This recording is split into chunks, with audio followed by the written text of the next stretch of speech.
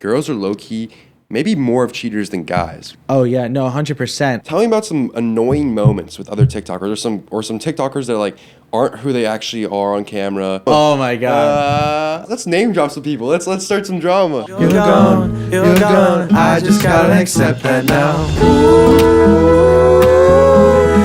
Why did I hurt you? Welcome back to Unsafe Haven. Today our guest is Michael Zidell. You might know him from behind the scenes as our cameraman, but he also has a double life. He's an aspiring singer-songwriter. How we doing, Michael? How you doing? Hey man, we feeling tremendous, baby. You feeling How tremendous? we doing? How's your day been? Hey man, woke up this morning. I had to go on for a little walk, a little show, Ooh. get the blood flowing. Okay. Had some awesome pastries, which was tremendous. Yeah, I love pastries. What pastry did you have? You know, I had this like croissant that had like strawberries, and I was like, damn, this is good. So I got it and ate that up, but I also ordered a coffee, and I ordered like this like Americano. I never really had an Americano before. Yeah.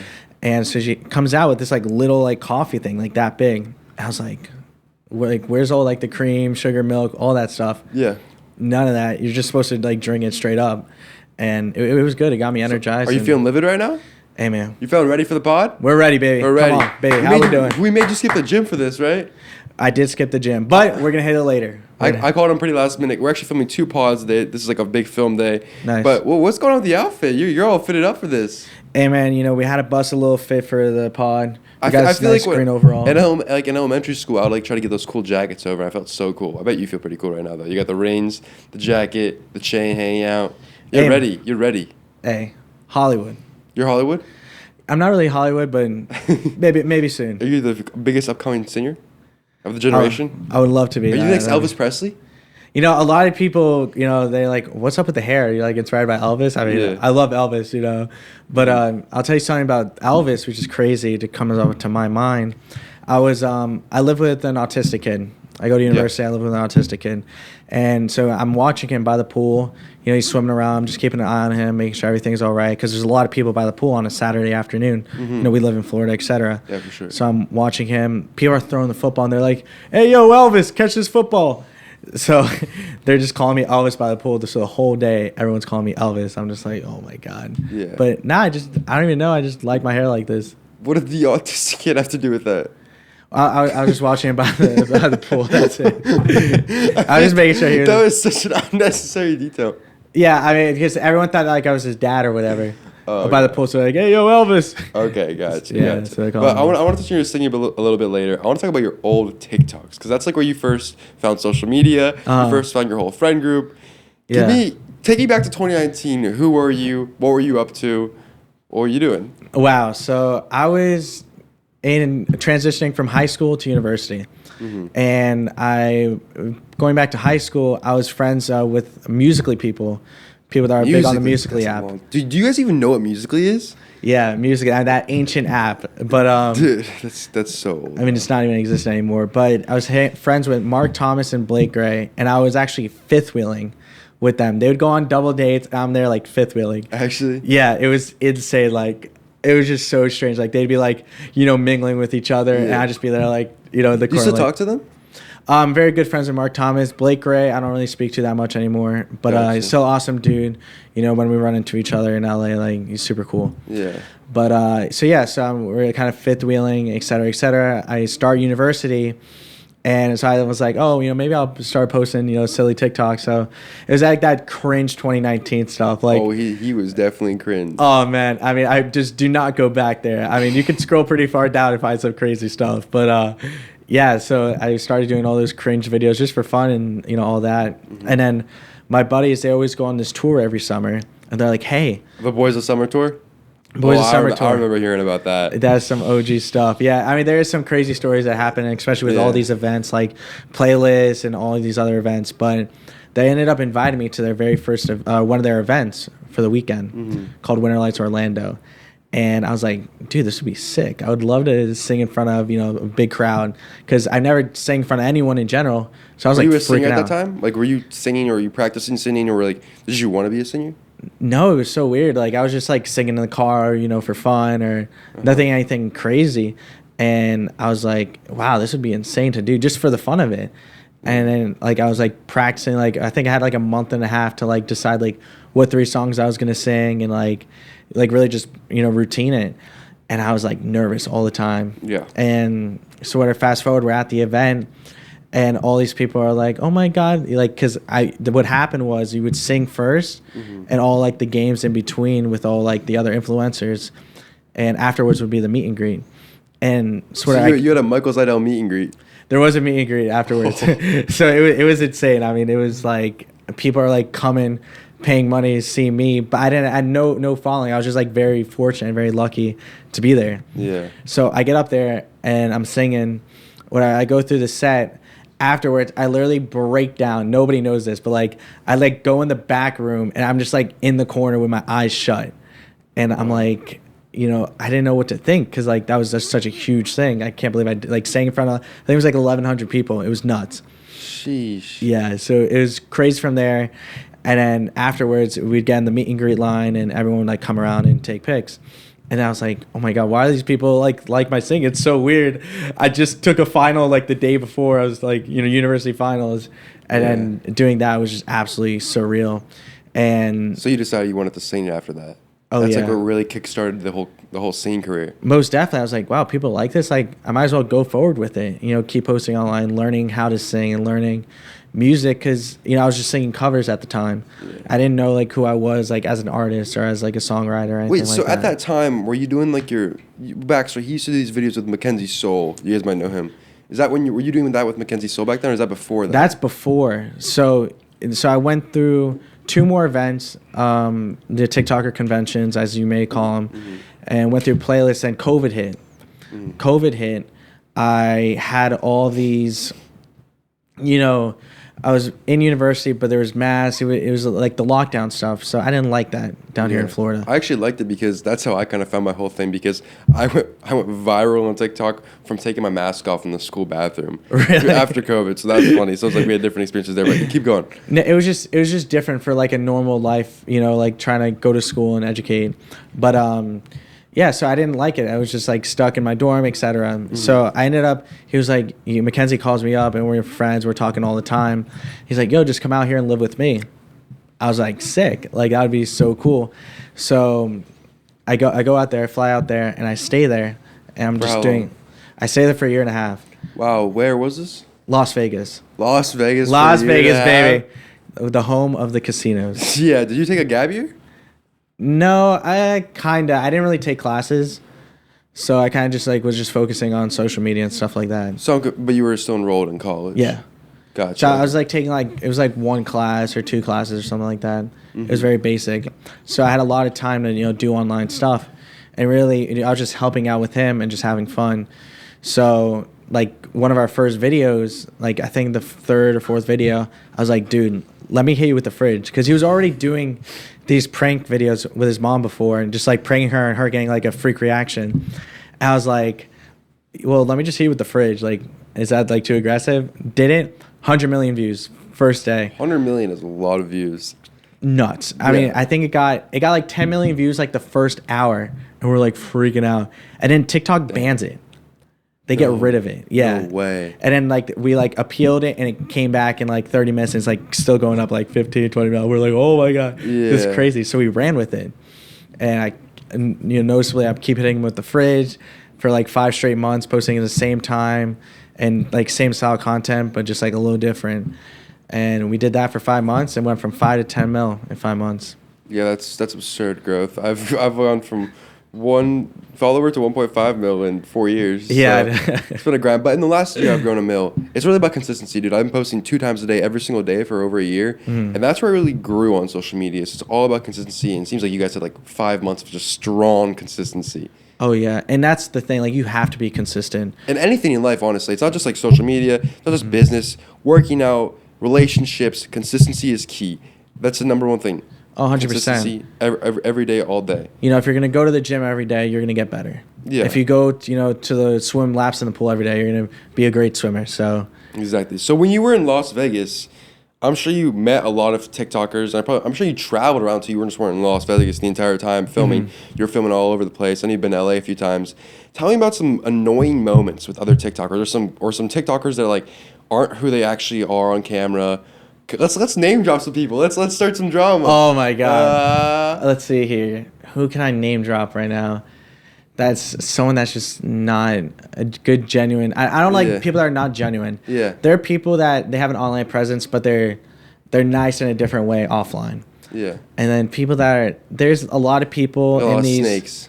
There also are a lot of snakes out there, and a lot of these houses, these influencer houses, I guess you would call them back then, there would be a lot of weird snake people out there where they're only hanging out with you just solely to get a video for views, and that's it. Mm-hmm. Or they're diminishing you, and it's not like that. Jeez, I don't know who I can name drop right now. Okay, you don't have to name drop. What were some like crazy moments you had with other creators back during that time? Holy crap! I mean, going through playlists was absolutely unreal. There's a lot of stories coming out of that event each and every single year. Give me a story. Man, I want to hear a horror story. Horror? Horror story. What's a horror story? What do you mean by horror? It's like a bad story. A bad story. Jeez. I could tell you a funny story. Yeah, I'll tell you a funny story. Let's hear the funny story. So I'm in LA. I go out there for the weekend, and I'm catching a flight back to Vegas, and I had I had a lot of time to spare. So I went to my buddy's birthday party. He had like a big party with a bunch of other influencers. So I'm there having a good time, just, meeting other people and stuff like that. And it's before my flight. So I had like my suitcase and everything with me. Mm-hmm. So I was talking to just, normal people gathering, but I had, some Capri Suns in me. So I wasn't, it was pretty dark outside too. So I couldn't see everyone's face clearly. Yeah. And so I was talking with one person. I was like, just conversing with them. And I was like, oh, so what's your name? Oh, this. And I was talking with this other girl. And she was like, I was talking to her for a little bit. And I was like, oh, so what's your name? She's like, I'm Charlie. I was like, what? She's like, oh, yeah, my name's Charlie. And then it clicked. I saw her face. I was like, oh, it's Charlie D'Amelio. Like, that's crazy. I was just talking just absolute nonsense to Charlie D'Amelio in the prime, while all these people are online are freaking out, buzzing over her. I'm just out there talking with her, and she was sweet. She was a sweetheart. Did you end up taking her home? No, we did not take her. Charlie D'Amelio. She was dating Lil Huddy at the time. So did you meet Lil Huddy too? Did he come and defend her from you? No, I don't know. Maybe was scared. I mean, you were in your prime back then. That was prime. I'm sure. We both had long hair. Oh. I was definitely a little bit stronger. I could knock out Lil Huddy in one punch. Oh, Lil Huddy.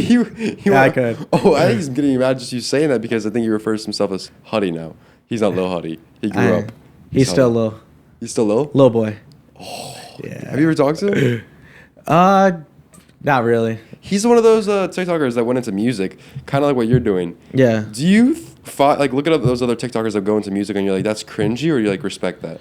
It depends. I mean, there's people that do music, from, transferring from doing just normal TikToks to doing music, where he's not an artist himself. He did that just to drop away from the crowd from TikTok.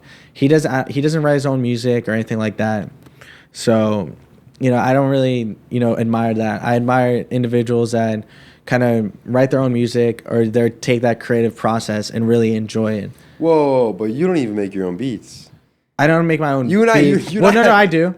I'm involved in the process. It's not solely mine. Gotcha. You know what's funny? Me and Michael and I had a diss track little thing in our group chat. We didn't post our diss tracks or anything like that. We made diss tracks. No, you posted a diss track on my Snap story. But anyways, I might have to drop it now. Okay. I'll drop it on Spotify. So we had our diss tracks, and my boy Brady and I, producer Brady, also filmer Brady, he's got 500K on YouTube, huge guy, does the matchmaking pranks. We cooked up our very own beat. He grinded on it for 2 hours, and we made our own lyrics. Craziest diss track ever. This guy goes on YouTube, gets some garage band beat, puts his voice over, and thinks he won the diss tracks. And he's in this group chat, trying to act like his diss track's super original and good when in reality, I dropped 3 diss track. All the lyrics are mine. You didn't make the beats at all. It doesn't matter. It doesn't matter. The beat's the hardest part. It doesn't matter because what about lyrics? Well, lyrics are important, but beat matters. Our beat was. Who wrote your lyrics and who did your beat? I did my lyrics. Who did your beat? Brady. Exactly. So where are you coming on me for beats? I wrote featured Brady on the pod. Also, we got Tattoo Fly on it. You did get Tattoo Really, Fly. y'all know who Tattoo Fly is. We're just like dropping so much lore Yeah. right now. But Yeah. they're not even getting it. If you're like lost right now, I understand, and we'll get back on the subject. But also, you guys are just getting a little peek into our daily lives because we're with this Yeah. guy a lot. Like he's gonna be on Yeah. our trip to, I'm not gonna say the name, but our 8-person influencer trip. So it's like I wanted to show you guys a little bit behind the scenes today with our cameraman, and also talk about his life. But Yeah, that's why we have him on today. Super funny guy, probably one of the funniest people I've ever met. When I first met you, I thought you were an NPC. Do you have a fake persona when you first meet people? No, I'm just myself, dude. I just like having fun and just, living life to the fullest. That's all you got to do. Live life to the fullest. Yeah. So now you do a lot of TikTok filming for us. Yes. What's it like filming TikToks for us? Because we take a lot of attempts. Like we'll film a video like 20 times to get it right. So do you get annoyed? Like how do you become a W cameraman for all the W cameramen out there? Shout out all the W cameramans. So how do you do that? It's just a lot of experience. I mean, I've filmed probably like over, I gotta say, at least over like 50,000 TikToks. 50,000. Yeah, it's got to be somewhere around there. That is a big Between number. myself and for other people, it's Wow. it's hard. I know how hard it is filming on your own and just setting a tripod and doing that. But if you actually have a cameraman that actually knows what they're doing, and it's different. It just makes the video so much more engaging and entertaining for different content, especially dances and stuff like that. And you still film videos for us, but also you're still dropping music. You never gave up on that little dream. Yeah. So now a lot of your music is focused around girls. Yeah. I want to hear the stories behind the girls that broke your hearts, that made you write these songs that you've written. That's funny. All right, so I'll tell you my first song that I released. Okay. So I dropped a song called This Dance, and I wrote that song. It was about this girl I was in this like exclusive relationship with. It was 3 months, 4 months kind of, exclusivity. Yeah. So she goes after winter break. I come over here, and she goes to her university. We're like 4 hours apart. And all of a sudden, she doesn't talk to me the second I move in. And I'm like, what? Like, what's going on? So it goes by like day by day. Like, what did I do? I didn't do anything. Like, literally said goodnight the night before. And the next morning was ghost. And so I kept texting, like waited like a day, waited a couple of days. And she just never texted you back. She's a ghost. And I was so down. I was like one of like the deepest moments of my life. And I would, I was just crying. I was lost, confused because I didn't do anything. Like there was no reason for her to. Did you love her? Yeah, no, 100%. And she, eventually I started writing music, and I was like one of my first songs I ever wrote. And so I was writing music, yada yada yada, and I started teasing it on TikTok. Yeah. She calls me up. Oh, she finally talks to you again. Literally FaceTimes me, and she's like, "I know the song's about me. I know the song's about me." And I'm like, okay, yeah, it is maybe about you, but like whatever. And then that's it. And she would like always like keep liking it and showing it to her friends. I always thought it was so weird. Like I was like, what was her motive? Like, why is she calling me back now that I wrote a song about her? It was just super weird. Yeah. So that, I guess that was fun. So that was my first song ever. Okay. Then I dropped Drifting Away. I love Drifting Away. Hey man, we love Drifting Away. Drifting Away is definitely a fan favorite. Drifting Away is the fan favorite. So Drifting Away, I wrote about, it was kind of like half imaginary and half realistic. I was talking to this girl long distance from Texas, and we weren't official or anything, but she got into like my head using like deep thought. She would like talk about things that I would never talk to anyone about, not even myself. Yeah. And so I was like starting to like, oh my God, this is so cool. This is so nice and so genuine. And then she just kind of like left me. So Drifting Away kind of talks about, I mean, cliche, just like the drifting away, like the song title, and really just me like, overthinking and stuff like that. So it's kind of a mixture between those two things. And now the most recent song that's coming soon. It's about a recent girl, right? Yes, it has been a recent girl. She, I was she actually is the neighbor of mine. And we had this little fling thing going on, and for 4 months, it was fun. and she would it was nice, she was like talking. It was to like her. a push-pull kind of thing she did to you, though. She'd like ghost you, then re-talk to you. Yeah, it was so random. I mean, she went away for a weekend and Unadded you. unadded me on Snapchat out of nowhere. The second she's that's like wild. out on like a bar with like another university with her friends, she unadds me on Snap. I'm just like, what did I do? Like, I didn't do anything. Like, Yeah, it's absurd. we're just having like a genuine convo, and then she ends up adding me back like the night or the morning after. I'm just like, this is weird, but I don't really care. So I just like went through with it. And I was down in the trenches for like 12 hours. I called Haven. I was like, Haven, she unadded me. Dude, you know what I realized recently? I think people refer to guys as cheaters, but I think girls are also just sneaky about it. Like, girls are low-key, maybe more of cheaters than guys. What do you think about that? Yeah, I think girls are definitely more cheaters. They're so sneaky. Yeah, like they seem sweet, innocent, but then they'll be with another guy. They'll just hide it way better than a guy.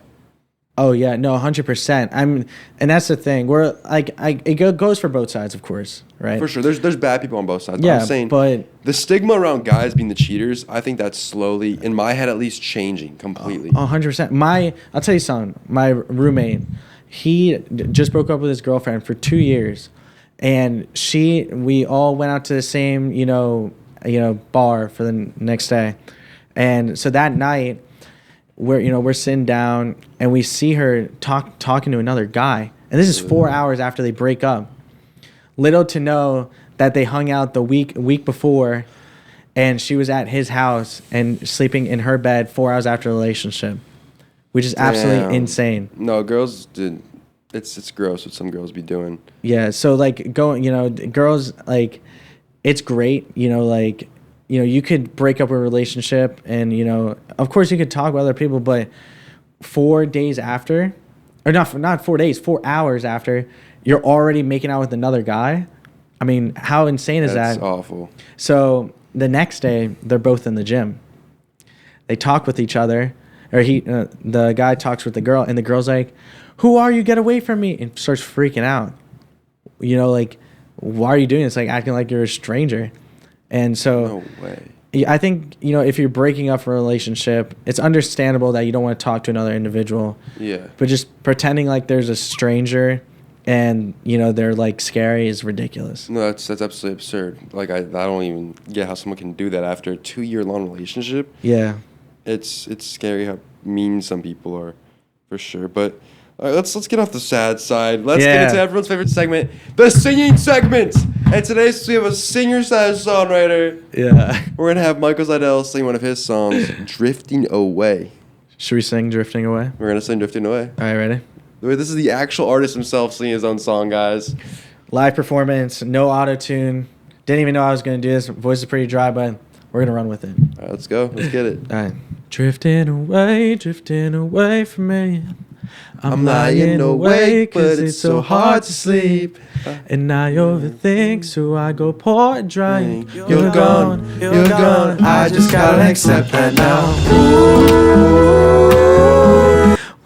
Oh, Well, why did I couldn't even hit it. What do you guys think of Michael Zidell singing? Go check out his song. I mean, like, that boy came out for the pod today, last minute. Super fire. I appreciate you, bro. And when it comes to topics, I'm pretty done. My last question is, like, do you get embarrassed at all when you sing, or you kind of reach past that point? Yeah, by doing, singing or just doing social media in general for so long, you might as well just do it, and who cares? You only live once. Dude, my senior quote was "Stop caring." I think Yeah. everyone needs to just stop caring about what people think. Yeah, as soon as you stop caring, you're gonna grow, and you are gonna be 100%. happy yourself, and not worry what other people think, and you're gonna grow and have a good time. And what's better than that? Exactly, dude. Well, thank you, Michael, for coming out today. Go show him some love. Appreciate you guys for watching. Have a good one. Toodles. Booyah! Booyah!